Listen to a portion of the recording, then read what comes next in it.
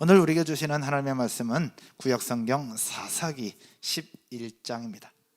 구약성경 사사기 11장 1절에서 11절까지 말씀 다 같이 볼 때에 우리 영상으로 예배하시는 분들도 함께 찾으셔서 우리 한 절 한 절씩 교독하면서 하나님의 말씀 받겠습니다.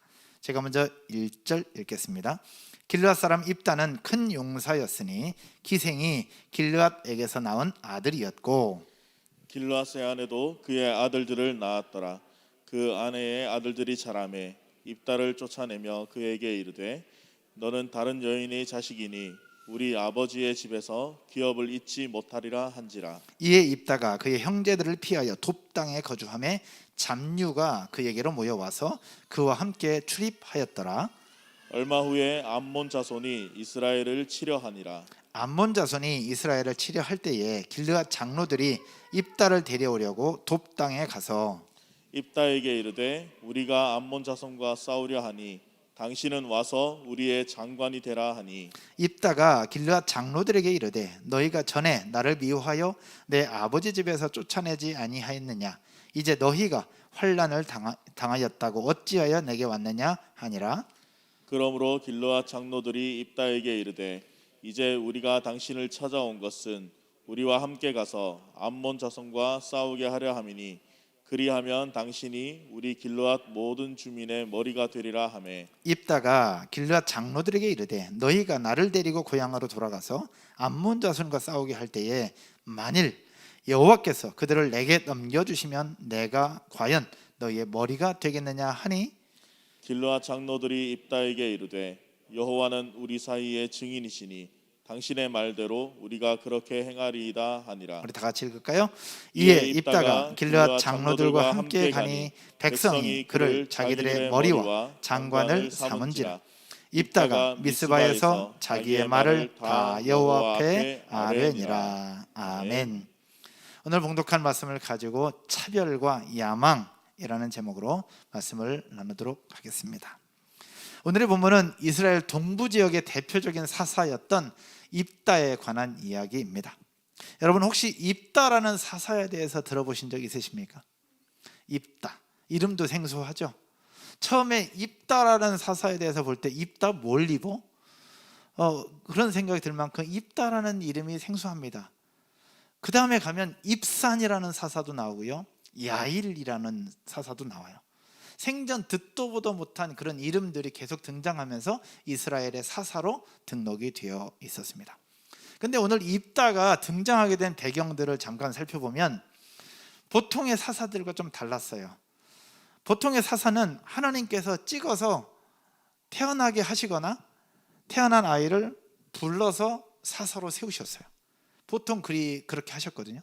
근데 오늘 본문에 나타난 입다는 달라요. 하나님 어떻게 하셨느냐?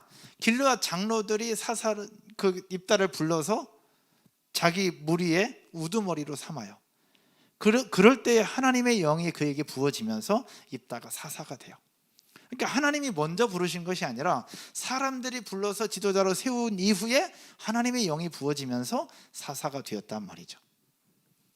그런 과정들을 보면서 그리할지라도 하나님은 그 일을 사용하시고 이스라엘 민족을 구원하는 사사로 세워주세요. 다른 사사들과 다른 모습의 다른 형태의 사사였던 입다. 이렇게 하신 이유가 과연 무엇일까? 그리고 오늘 이 시대를 살아가고 있는 우리에게 주시는 메시지는 과연 무엇일까? 오늘 말씀을 통해서 잠깐 나누어 보려고 합니다. 전체적인 배경, 이미 매일 성경으로 큐티하시는 분들은 알겠지만 전체적인 배경은 이렇습니다. 입사는 큰 용사라고 불렸던 사사였습니다. 하지만 그는 기생으로부터 얻은 길르앗의 아들이었어요. 한마디로 얘기하면 매춘부의 아들이었고 서자였습니다. 길르앗의 아내가 있잖아요. 길르앗의 아내가 아들들을 여러 명 낳아요. 이 아들들이 점점 커가면서 배다른 자식이라고 입다를 무시하고 차별하기 시작합니다. 그러다 결국은 입다를 배다른 자식이라고 차별하면서 자기 아버지의 집에서 쫓아내버립니다. 결국 입다는 추방을 당하죠. 추방당한 입다는 돕이라는 지역의 땅으로 도망을 쳐서 그곳에서 지내는데 그곳에 온갖 잡류들이 몰려들면서 함께 그들과 어울려서 살아갑니다. 그런데 그런 상황 속에서 이스라엘이 어려움이 처하게 돼요. 암몬 자손이 쳐들어오게 되고 전쟁의 위기가 되자 이스라엘의 길르앗 장로들이 다시 입다를 불러와요. 그러면서 결국 하나님은 그에게 하나님의 영을 부어주시면서 이스라엘 민족의 사사로 세우시고 이스라엘을 구원하는 일이 오늘 본문의 전체적인 배경입니다. 하나님께서 왜 그를 세우셨고 또 쫓겨나고 다시 오고 그를 부르시고 그를 사용하시고 그런 과정 속에서 오늘 이 시대를 살아가고 있는 우리에게 주시는 메시지가 분명히 있다라고 생각을 합니다. 매일 성경을 통해서 계속해서 본문을 보고 사사를 보는데 사사 시대의 모습, 암울했던 모습과 오늘 이 시대를 살아가고 있는 우리의 모습과 별반 다르지 않습니다. 이 말씀을 통해서 우리에게 주신 메시지가 분명히 있을 것인데 과연 그것이 무엇일까? 여러 가지 관점들이 있겠지만 오늘 두 가지만 여러분들과 나누어 보려고 합니다. 첫 번째로 따라서 한번 해볼까요? 차별받은 큰 용사 입다. 큰 용사 입다. 입다는 차별받았어요. 그러나 큰 용사다라고 성경은 이야기를 하고 있습니다. 오늘 보면 1절과 2절을 같이 한번 보겠습니다. 1절과 2절. 1절은 제가, 2절은 여러분들이요. 길르앗 사람 입다는 큰 용사였으니 기생이 길르앗에게서 나온 아들이었고. 2절요. 길르앗의 아내도 그의 아들들을 낳았더라. 그 아내의 아들들이 자라매 입다를 쫓아내며 그에게 이르되 너는 다른 여인의 자식이니 우리 아버지의 집에서 기업을 잊지 못하리라 한지라. 아멘. 입다 형제들은 그가 기생의 아들이라는 이유로 그를 추방해 버립니다. 쫓아버려요. 차별당한 거죠. 그의 형제들이 그를 차별하여 집에서 쫓겨난 사건만 보더라도 그는 사사라고 불릴 만한 뭔가 있을까? 그를 과연 큰 용사라고 할 수 있을까? 출신 자체가 사자였는데 라는 그런 생각들을 해볼 수 있습니다. 근데 성경은 그를 큰 용사다라고 처음부터 이야기를 하고 있습니다. 사사기 전체적인 배경을 살펴보면 처음부터 큰 용사라고 이야기한 사람은 한 명도 없어요. 우리가 그동안 봤던 사사들 보면 기드온, 왼손잡이 온니엘, 여자 사사 드보라, 그 다음에 소모는 막대기로 600명 이상을 죽였던 삼갈, 그런 사사들이 등장하는데 이런 사사들은 아예 큰 용사라는 표현 자체가 아예 없습니다. 이 큰 용사라는 표현이 딱 한 군데 나오는데 그게 누구냐? 기드온을 일컬을 때 큰 용사라고 표현해요. 근데 기드온도 처음부터 큰 용사라고 얘기하지 않았어요.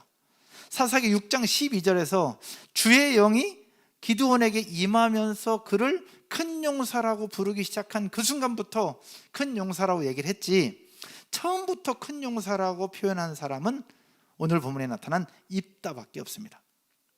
왜 서자였고 쫓겨났고 그냥 도비라는 땅에서 잡류들과 어울려서 살았던 그를 향해서 하나님은 왜 큰 용사라고 처음부터 말씀하고 있을까? 결론부터 얘기하면 이렇습니다. 출신 배경, 성장 배경, 내 상황, 내 환경과 상관없이 하나님께서 들었으면 큰 용사가 될 수 있다는 것을 우리에게 보여주고 있는 것입니다. 사랑하는 여러분, 우리의 출신이 어떠하든 성장 배경이 어떠하든 내가 살아가고 있는 환경이 어떠하든 현재 내 상황이 어떠하든 하나님이 들어쓰시면, 하나님이 함께 하시면 큰 용사가 될 수 있고 위대한 하나님의 일을 감당할 수 있다는 사실 믿으시기를 주님의 이름으로 축복합니다. 이것을 가르쳐주기 위한 거예요. 그렇게 볼 때 우리의 상황이 불우하더라도 불행한 것은 아니에요. 우리의 상황이 좋지 않다고 해서 불행한 사람이 되는 것은 아니라는 얘기죠. 따라서 한번 해볼까요? 내 삶이 불우하더라도 불행한 것은 아니다. 내 삶이 좋지 않다 하더라도 내가 불행한 사람이 되는 것은 아니다. 너무 길어서 어려운가요? 여러분 이해되시겠습니까? 출신 배경이나 상황이나 성장 배경이나 여러 가지 부분들이 우리의 생각과 다르고 쉽지 않다 할지라도 그것 때문에 우리가 불행한 사람이 되는 것은 아니라는 거예요. 하나님이 함께 하신다면 누구든지 큰 용사가 될 수 있다라는 사실 믿으시기를 주님의 이름으로 축복합니다. 입다는 결국 형제들에게 쫓겨나서 도비라는 땅에 거주하며 살아요. 근데 그의 주변으로 잡류라는 사람들이 몰려들어요. 성경을 한번 볼까요?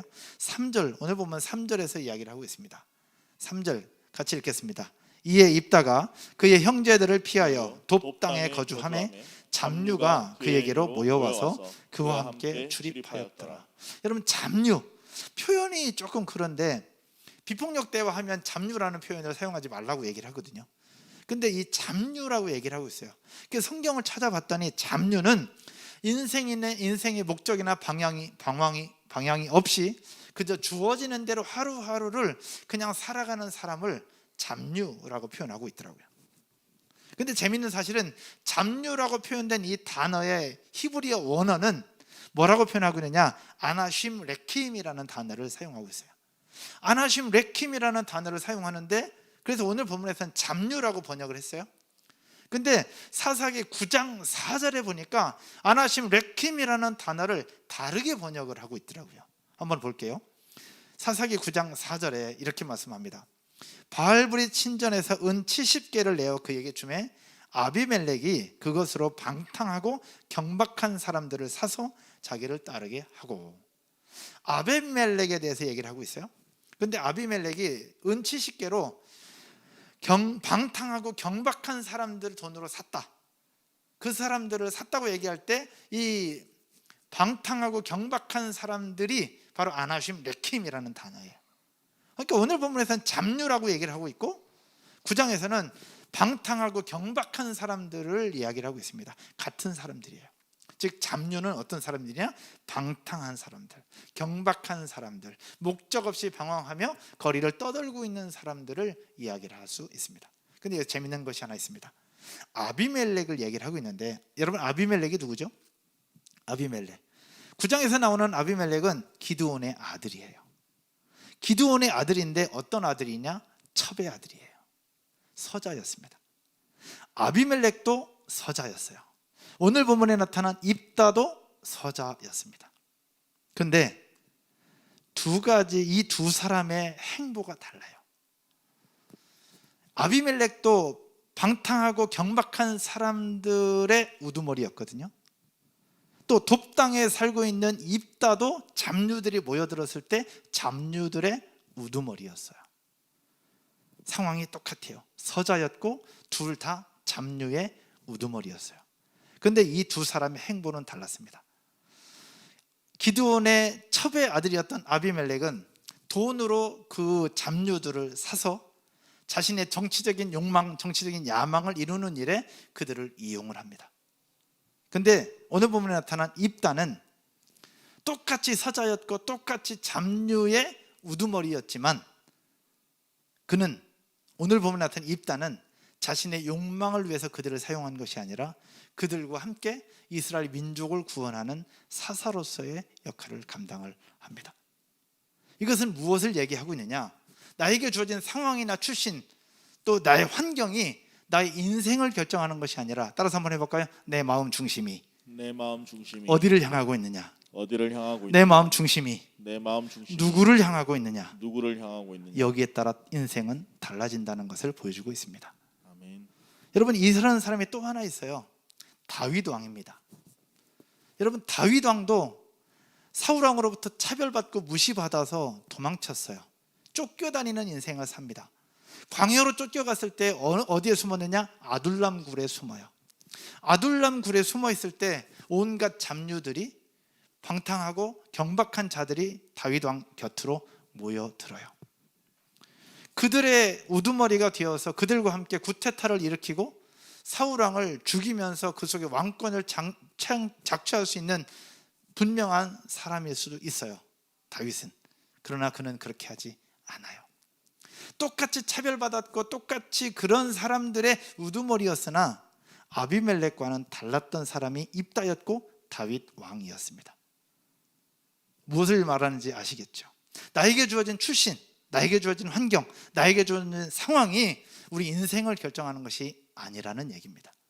이번 재직 수련회를 통해서 우리에게 주신 말씀, 유근재 교수님께서 그 말씀하셨어요. 텍스트라고 하는 하나님의 말씀이 있고 컨텍스트라고 하는 우리에게 주어진 상황이 있는데, 이 상황이라는 이름 아래 하나님의 말씀을 외면하지 말라는 것이었어요. 그리고 이 컨텍스트, 내 상황이라는 이 큐브 안에서 너무 갇혀있지 말라는 거예요. 벗어나라는 얘기거든요. 오늘 입다야말로 그러했어요. 서자라고 하는 출신, 형제들의 미움을 받아서 차별받았고 추방당했고 외면당했고, 그러면서 광야에서 고독한 인생을 살았던 사람, 환경으로 따지자면 너무나도 고통스러운 환경이었습니다. 그러나 입다는 거기에 굴하지 않았어요. 그래서 입다를 큰 용사다라고 하나님은 부르셨던 것이 아닐까. 사랑하는 여러분, 우리의 상황을 돌아볼 때 우리의 삶에도 신분, 학벌, 경제적인 능력, 지역 등으로 차별을 받아본 적이 여러분 있지 않으십니까? 여자라는 이유로 차별당하고 남자라는 이유로 차별당하고, 경상도 출신, 전라도 출신, 제주도 출신, 그 다음에 충청도 출신이라고 하는 지역 감정 때문에 차별당한 경우도 없지 않아 있습니다. 저 군에 갔을 때는 기독교인이라는 이유로 차별을 당하더라고요. 처음에 갔을 때 너 종교 뭐야? 네, 기독교입니다. 환자고만 기독교인을 환자라고 얘기를 하더라고요. 대놓고. 그래서 제대할 때까지 환자였습니다, 저는. 그리고 술을 마시지 않는다는 이유로 아예 처음부터 저를 배제시키는 부분들을 보았습니다. 결국 그것을 극복하기까지는 쉽지 않았지만, 우리의 상황 속에서 나는 믿음을 지켜간다고 하지만 그것 때문에 차별받는 일들이 굉장히 많이 있지 않습니까? 여러분, 회사에서도 마찬가지예요. 술 마시지 않는다는 이유로 승진명당에서 누락되고, 어떤 그 선임들과 또 위에 있는 상사들과 타협하지 않는다는 이유로 외면당하는 일들이 한두 번이 아니지 않습니까? 또 거래처나 여러 가지 상황들 속에서 내가 해야 될 세상 사람들이 하는 일과 하지 않는다는 이유로 차별당하고 무시당하고 또 손해보는 일들이 우리 가운데 심심치 않게 있잖아요. 그런 부분들 속에서 과연 우리가 어떻게 할 거냐, 그런 상황을 한탄하며 그런 환경을 한탄하며 그냥 주저앉아 있을 것이냐, 아니면 입다처럼 그럼에도 불구하고 큰 용사의 모습으로 하나님을 향한 믿음으로 굳건하게 버텨내면서 결국은 승리를 이루어낼 것이냐. 목사님, 현실을 너무 몰라요 라고 얘기할 수 있지만 하나님은 우리에게 분명하게 말씀하고 있습니다.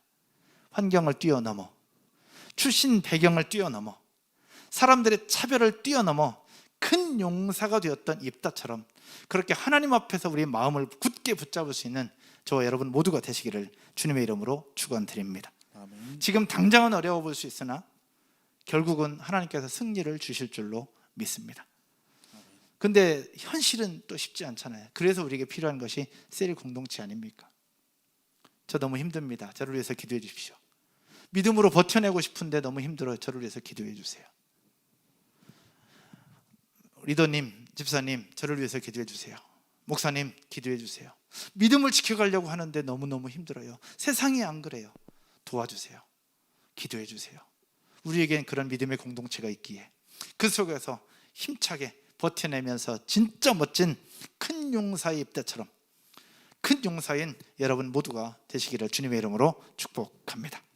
아멘이십니까? 두 번째요, 따라서 한번 해볼까요? 야망을 뛰어넘은 사사 입다.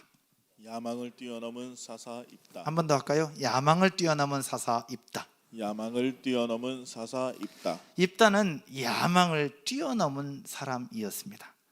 암몬 자손이 이스라엘을 치려고 해요. 위기가 닥쳐오자 길르앗의 장로들이 어떻게 하느냐, 오늘 본문 5절과 6절을 한번 보시겠습니다. 오늘 본문 5절과 6절입니다. 우리 같이 한 목소리로 한번 읽겠습니다. 같이 시작. 암몬 자손이 이스라엘을 치려 할 때에 길르앗 장로들이 입다를 데려오려고 돕 땅에 가서 입다에게 이르되 우리가 암몬 자손과 싸우려 하니 당신은 와서 우리의 장관이 되라 하니. 아멘. 이스라엘의 위기가 닥쳐오자 그를 쫓아냈던 길르앗 장로들이 입다를 찾아가요. 암몬이 우리를 쳐들어왔다. 우리가 싸우려고 하는데 당신이 와서 우리의 장관이 되어달라. 그렇게 얘기를 합니다. 여러분, 입다가 그 얘기를 듣고 과연 어떻게 했을까요? 근데 이런 상황이 우리의 삶 가운데도 번번찮게 있어요. 필요할 때는 찾는데 필요 없으면 과감하게 버려버리는 일들이 우리 주변에도 너무 많아요. 여러분, 이런 거 경험해보지 않으셨습니까? 목사님, 저도 되게 많이 경험했어요. 필요할 때는 막 알랑방구 끼면서 다 찾고 부르고 막 얘기해요.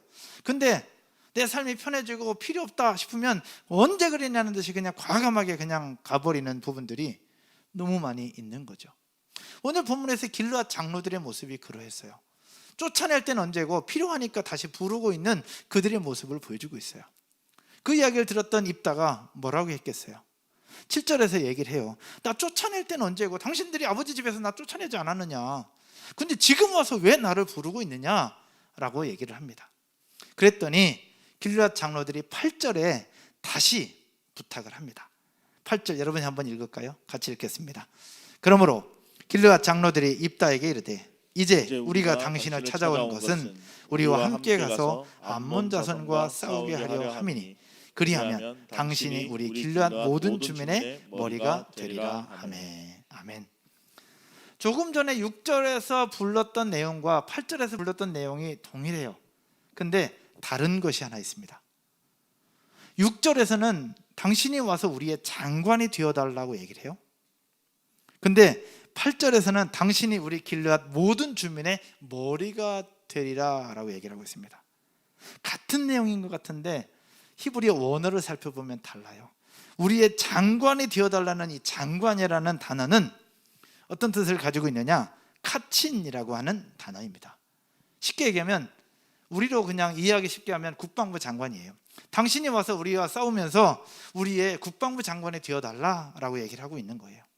그랬을 때 입다가 나 쫓아낼 때는 언제고 지금 와서 도와달라고 하는 건 말이 되냐, 그럴 수 없다라고 얘기했더니 8절에서 얘기하는 건 당신이 와서 우리를 도와달라, 그러면 우리가 당신을 대통령으로 세우겠다라는 이야기예요.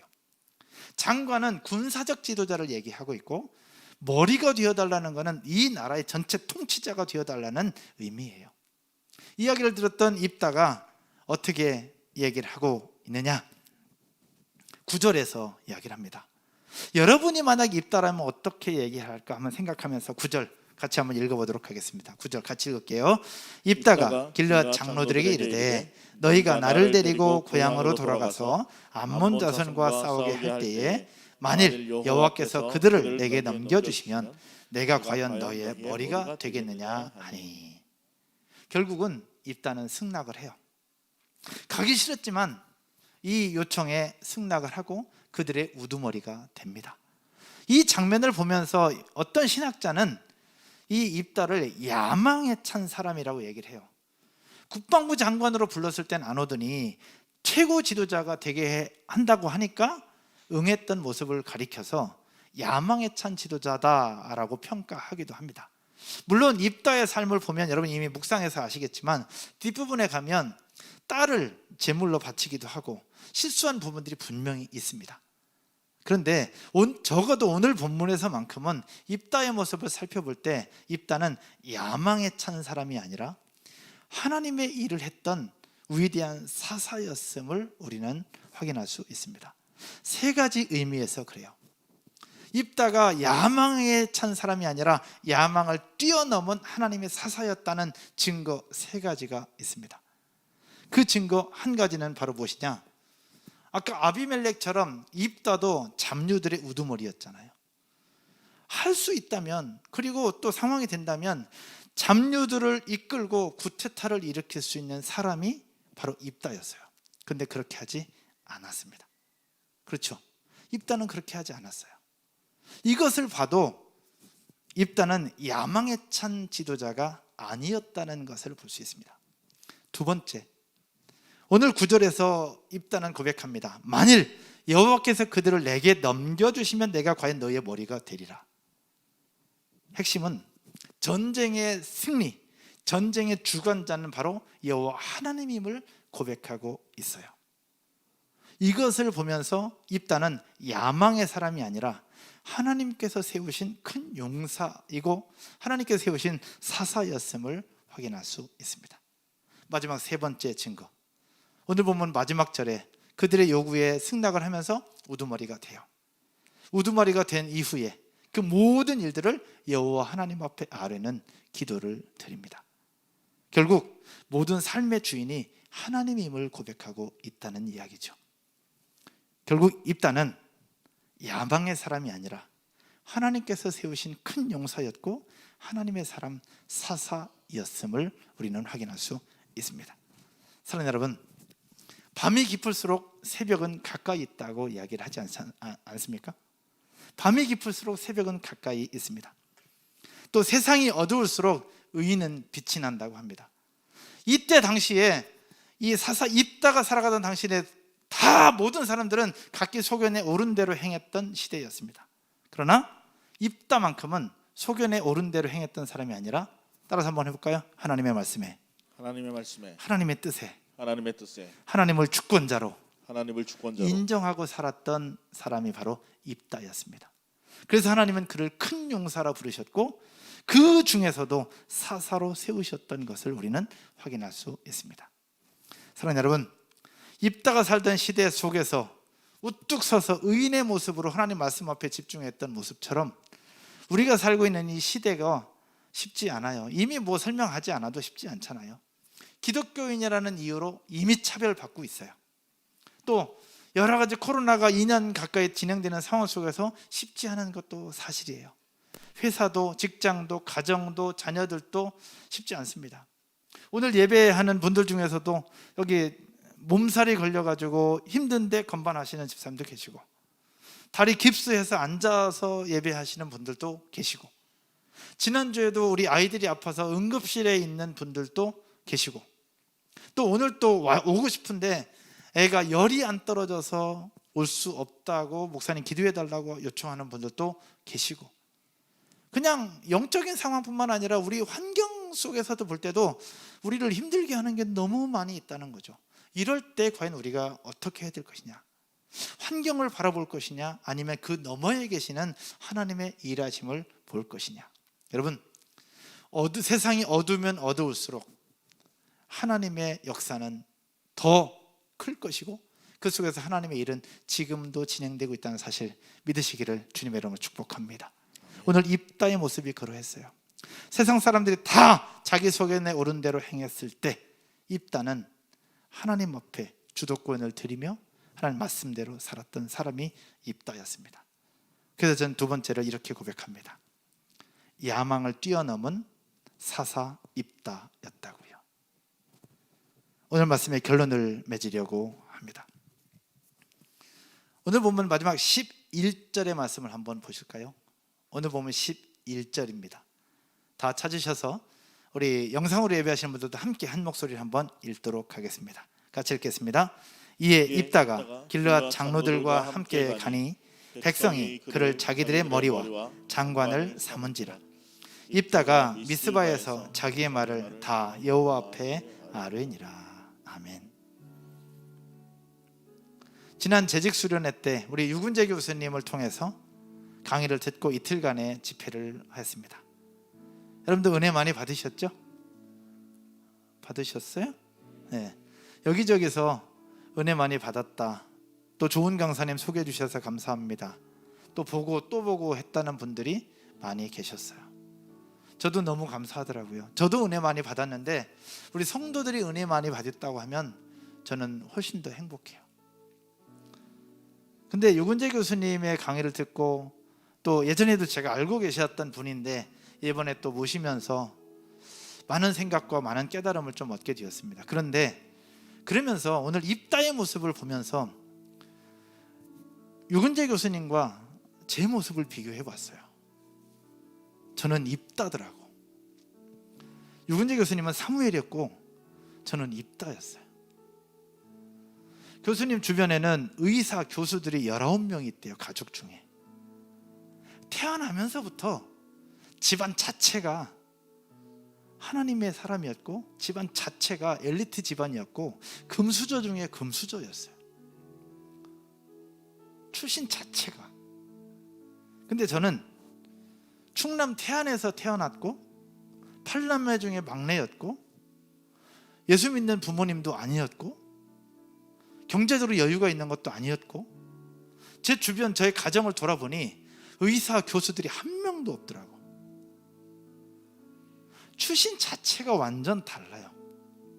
근데 교수님과 저는 나이가 동갑이에요. 여러분 어떻게 보셨는지 모르겠지만 동갑이에요. 근데 두 사람의 모습을 보면 완전히 달라. 제 모습은 입다예요. 입다. 입다는 큰 용사라 칭함이라 받았지. 저는 목사. 사자는 비슷하네요. 큰 용사, 목사. 근데 그 속에서 제 모습을 돌아볼 때 상황이라는 환경, 또 출신, 내 배경 이런 걸 볼 때 제 모습은 드러낼 수 있는 것이 하나도 없더라고. 하나도 없었어요. 더군다나 거기에 아버지에 대한 상처까지 가득 가지고 있었던 사람이었기에 내놓을 만한 거는 더더욱 없었습니다.